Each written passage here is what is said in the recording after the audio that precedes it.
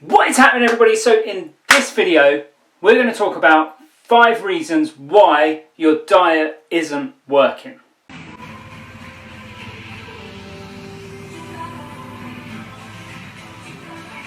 Okay, so there could be many reasons why you're not making any progress with your diet. And all I want is lots of cake. I just love cake. I just love cake. I just love a bit of cake. Cake! I love a bit of cake.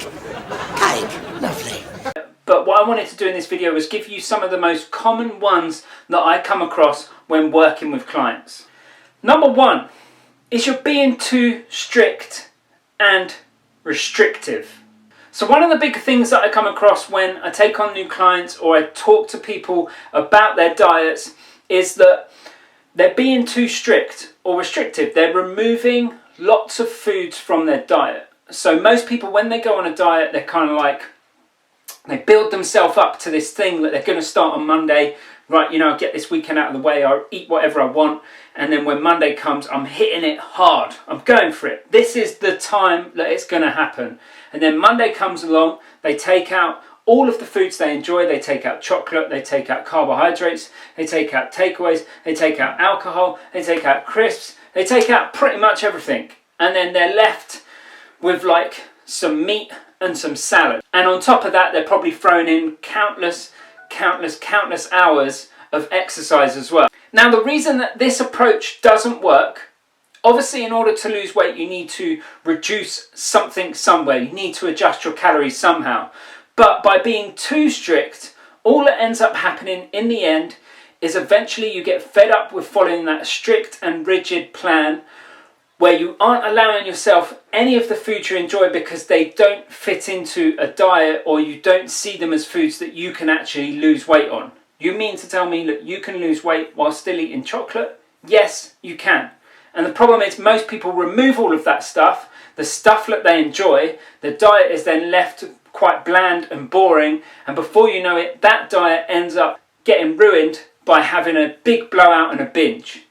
And then what happens is you end up feeling guilty and you end up giving up because you feel like you've screwed. Reason number 2 is you have no idea how many calories you're consuming. So you might be doing really well on your diet. You're being good, you're eating well, maybe you've incorporated some exercise, you're eating a lot healthier, your diet has improved massively.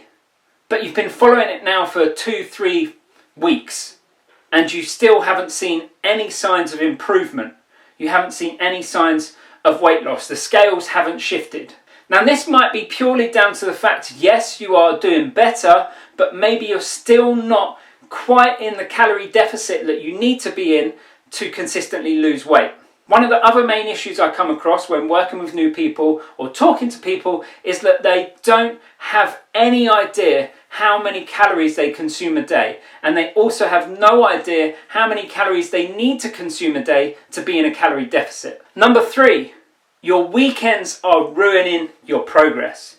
Now, this kind of relates back to point number 1 a little bit, and normally it's because people are dieting really hard during the week. The weekend comes along, you kind of have that, I've been really good this week, I deserve a bit of a treat, I deserve a bit of a blowout, I deserve the weekend off, 2 days isn't really going to harm when I've been good for the past 5 days. But the problem is, you can undo all of that hard work that you've done during the week in those 2 days. You see, most people, they see it as, I've been really good, I've restricted myself, now I'm going to allow myself some of the foods that I enjoy, the stuff that I've cut out during the week. All that then happens is, let's say for example, the 2,000 calories that you've cut out across the week, which have got you into that calorie deficit, has now been added back into your weekend. You've consumed your daily amount of calories, and then because you've called it a cheat weekend, you've now consumed those extra 2,000 calories that you cut out during the week and more. And because this is happening, the weekends are ruining your progress, but overall, it's your overall diet approach which is ruining your progress.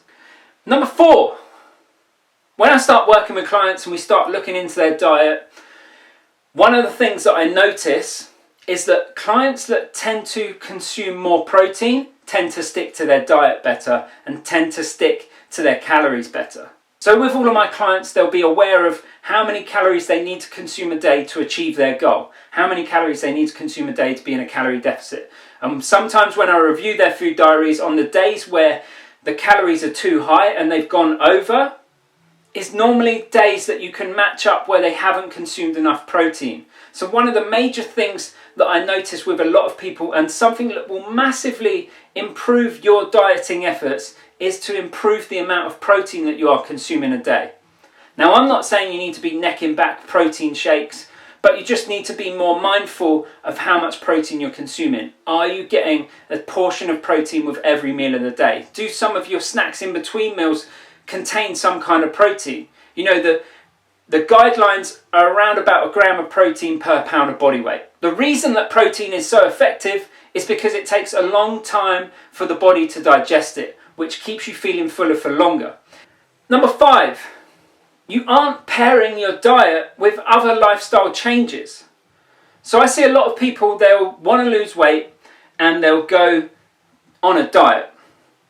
The only thing they do is start that diet. They don't look into the other aspects of their life. What is causing you to consume that food? What are the things that are happening on a daily basis which is making you want to binge eat? What's the things that are making you want to emotionally eat? Is it stress from work? Is it stress from a relationship? Is it stress from a friend? Is it certain environments? You need to look at the bigger picture, and just by looking purely at your diet and the foods that you consume and not all of the behaviours around it is one of the major reasons why people always fail on their diet. One of the other things as well is people just try to diet, but if you start pairing that with other lifestyle changes, other positive lifestyle changes, like trying to incorporate a little bit more movement, trying to incorporate a bit of exercise, what I find is that people that tend to pair exercising with dieting and trying to lose weight are much more successful at sticking to the plan than people that don't do any exercise and just purely try to lose weight through a particular form of dieting. So you need to look at the bigger picture. You can't just look at the diet. You need to look at your whole lifestyle as a whole and make adaptation and changes where necessary to help you stick to that diet. There you have it. There are 5 of the biggest things that I see that are holding people back from achieving success with their diets.